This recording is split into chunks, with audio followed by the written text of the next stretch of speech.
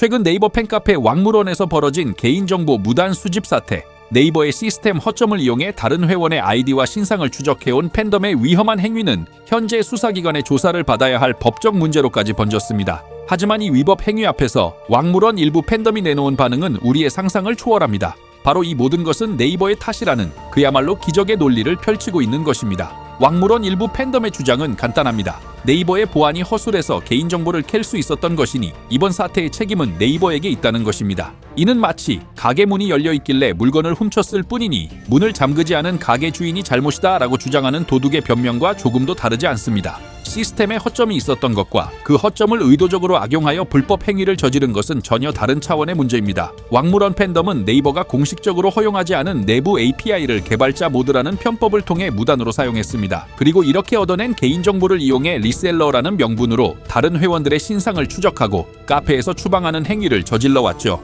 이는 네이버의 이용약관과 카페 운영 정책을 위반한 행위이며 나아가 개인정보 보호법 위반 소지가 다분한 위법 행위입니다. 개인정보 보호법은 매우 엄격해서 기업이 정보를 유출할 경우 막대한 과태료 처분을 받을 정도로 민감하게 다뤄집니다. 심지어 대기업에서도 직원의 개인적인 실수로 법을 위반하게 되면 회사가 모든 책임을 대신 져주는 것이 아니라 해당 직원 역시 처벌과 징계의 대상이 될 수 있습니다. 이런 심각한 위법 행위를 저질러 놓고 너희가 제대로 막지 못했으니 너희 책임이다라고 주장하는 것은 사태의 심각성을 전혀 인지하지 못하고 있거나 혹은 애써 외면하고 있다는 증거밖에 되지 않습니다. 이들의 행동 기저에는 리셀러는 팬덤의 적이라는 단순한 논리를 넘어 자신들이 직접 처벌해도 된다는 위험한 선민의식마저 엿보입니다. 신상털이가 왜 잘못된 것인지에 대한 수많은 사회적 경고와 뉴스 보도가 있었음에도 이들은 하지 말라는 리셀을 했으니 우리가 불법적인 방법으로 신상을 터는 것은 정당하다는 식의 상식적으로 납득하기 어려운 자기 합리화를 하고 있는 것으로 보입니다. 죄를 저지르면서도 그것이 죄가 아니라고 믿는 이 아이러니한 상황이야말로 이번 사태가 대중의 더 큰 질타를 받는 근본적인 이유일 것입니다.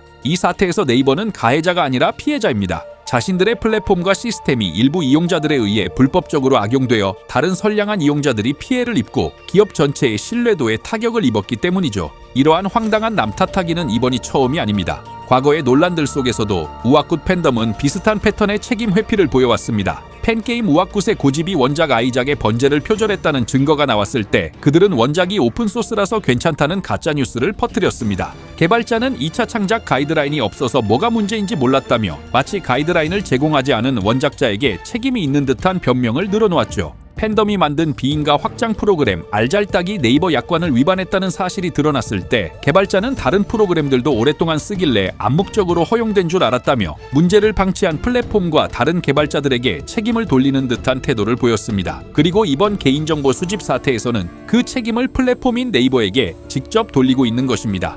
이 모든 행태의 기저에는 우리의 행동은 팬심에서 비롯된 것이니 정당하다는 잘못된 믿음과 문제가 생기면 내 잘못이 아니라 다른 누군가의 탓이라는 유아기적인 책임 전가 심리가 깔려 있습니다. 하지만 이러한 변명과 책임 회피가 앞으로 다가올 법적 책임을 막아주지는 못할 겁니다. 왕물원 일부 팬덤은 게시물을 삭제하고 카페를 탈퇴하면 모든 증거가 사라질 것이라고 착각하고 있을지도 모릅니다. 하지만 네이버 서버에 기록이 남아있지 않더라도 이미 수많은 이용자들이 문제의 게시글들을 아카이브 형태로 백업해 두었고 이 원본 자료들을 토대로 관련 기관에 신고를 진행하고 있는 것으로 알려져 있습니다. 결국 불법적인 신상털이에 가담했던 이용자들의 기록은 고스란히 남아있을 가능성이 높습니다. 단체에 소속되어 군중 심리에 휩쓸려 저지른 불법 행위라 할지라도 법적인 책임은 결국 행위를 저지른 개개인에게 돌아갑니다. 남들도 다 했다거나 상황이 어쩔 수 없었다는 변명은 법정에서 처벌을 피하게 해주는 이유가 될 수 없습니다.